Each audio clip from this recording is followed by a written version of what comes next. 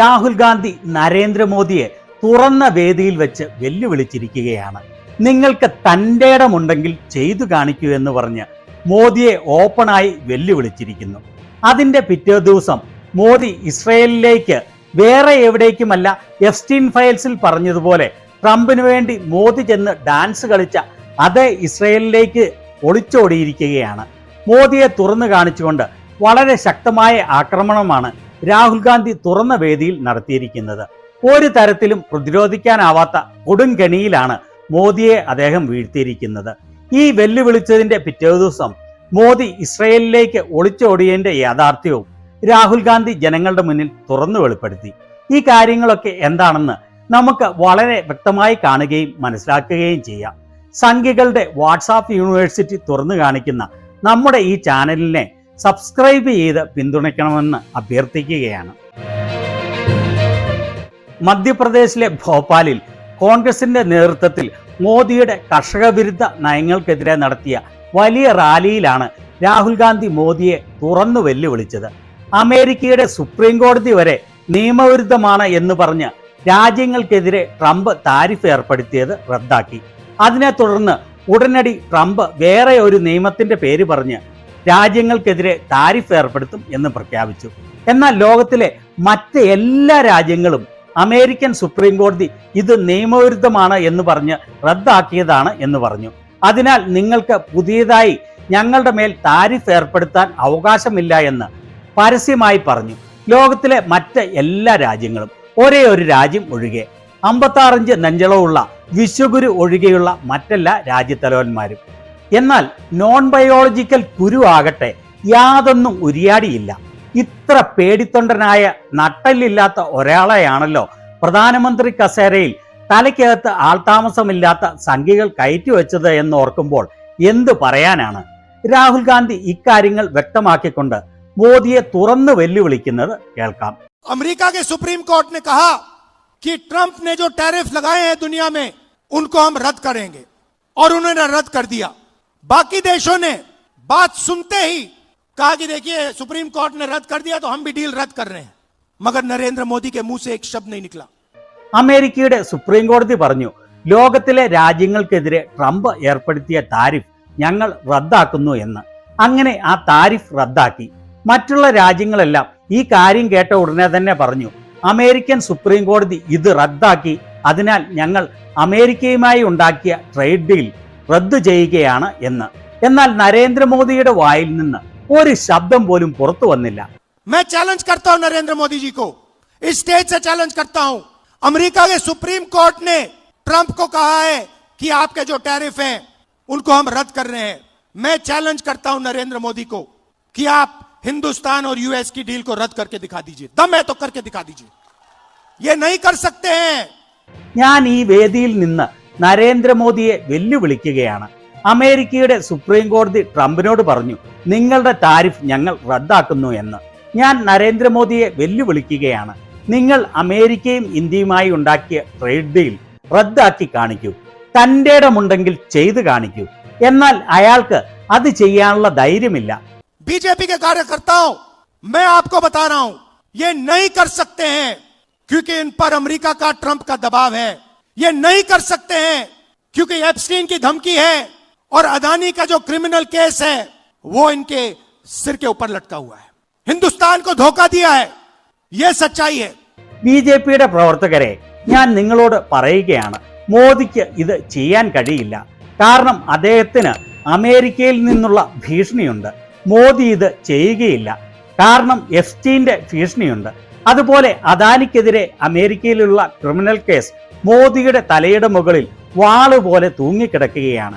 ഇന്ത്യയെ വഞ്ചിച്ചിരിക്കുകയാണ്. ഇതാണ് സത്യം.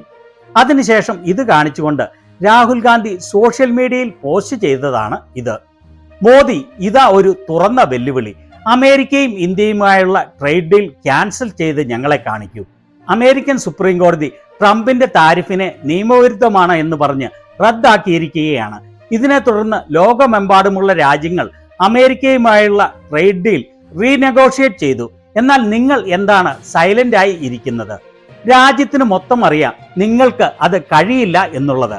കാരണം നിങ്ങൾ അമേരിക്കയുടെ കരങ്ങളാൽ പൂർണ്ണമായി ബന്ധിതമാണ്, അതുപോലെ പരിപൂർണമായി കീഴടങ്ങിയിരിക്കുകയുമാണ്.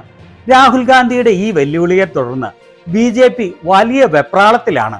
സോഷ്യൽ മീഡിയയിലൂടെയെല്ലാം നെഹ്റുവും ഇന്ദിരയും രാജീവും രാഹുൽ ഗാന്ധിയും രാജ്യത്തെ അടിയറവ് വെച്ചു എന്ന് പറഞ്ഞ് അവർ ഫേക്ക് AI ഫോട്ടോകളും വീഡിയോകളുമായി ഇതിനെ പ്രതിരോധിക്കാൻ ശ്രമിക്കുകയാണ്.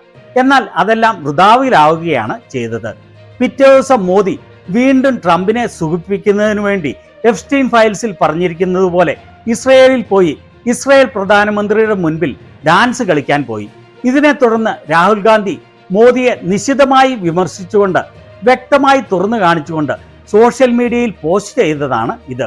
നരേന്ദ്ര കീഴടങ്ങി മോദി, അമേരിക്കയും ഇന്ത്യയുമായുള്ള ട്രേഡ് ഡീൽ ക്യാൻസൽ ചെയ്യാൻ ഞാൻ താങ്കളെ വെല്ലുവിളിച്ചിട്ട് 24 മണിക്കൂർ കഴിഞ്ഞു.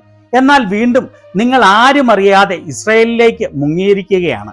നിങ്ങൾ ഏറ്റവും കുറഞ്ഞത് ഒരു പ്രാവശ്യം എപ്സ്റ്റീന്റെ ഉത്തരവ് പ്രകാരം ഇസ്രയേലിൽ പോയി ഡാൻസ് കളിക്കുകയും പാട്ട് പാടുകയും ചെയ്തതാണല്ലോ.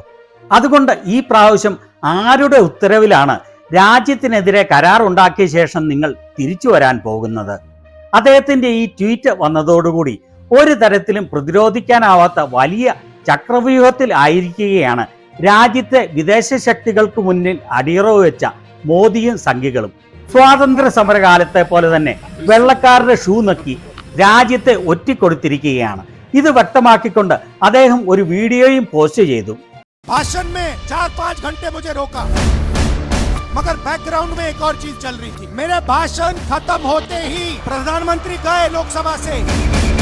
शाम को बिना अपने कैबिनेट से पूछे नरेंद्र मोदी जी ने ट्रंप को फोन कॉल लगाया। ट्रंप ने ट्वीट किया है कि हिंदुस्तान के प्रधानमंत्री ने मुझे फोन किया और कह दिया कि US इंडिया डील को मैं साइन करने को तैयार।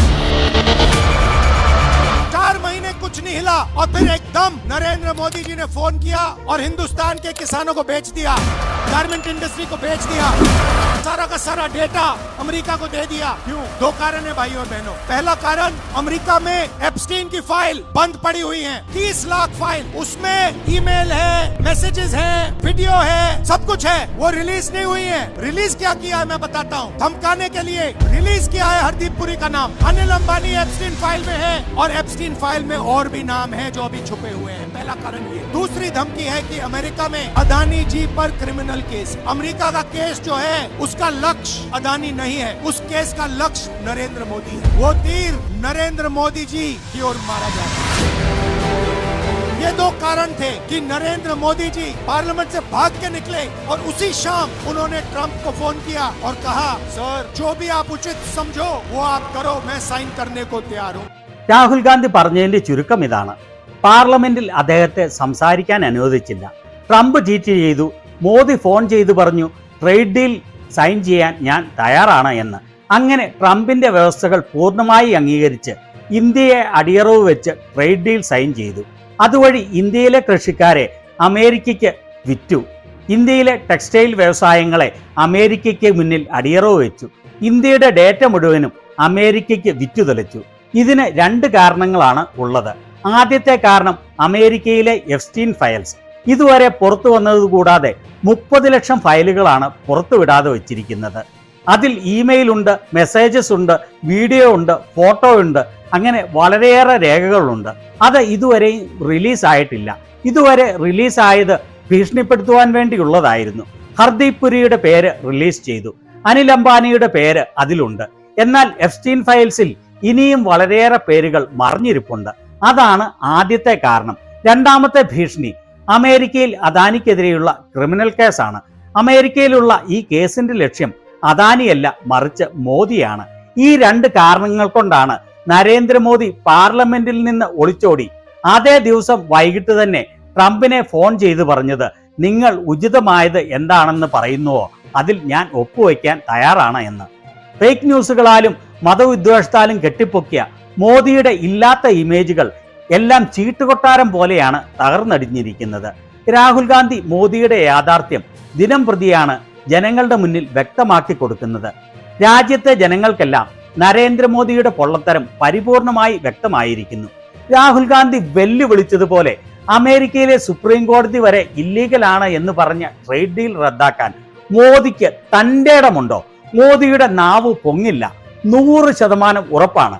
മോദിക്ക് രാജ്യമല്ല വലുത്, രാജ്യത്തെ വിറ്റുതുലച്ചാലും അധികാരത്തിൽ കടിച്ചു തൂങ്ങി എങ്ങനെയും കിടക്കണം. ഇതിനെക്കുറിച്ച് നിങ്ങളുടെ അഭിപ്രായം എന്താണ്?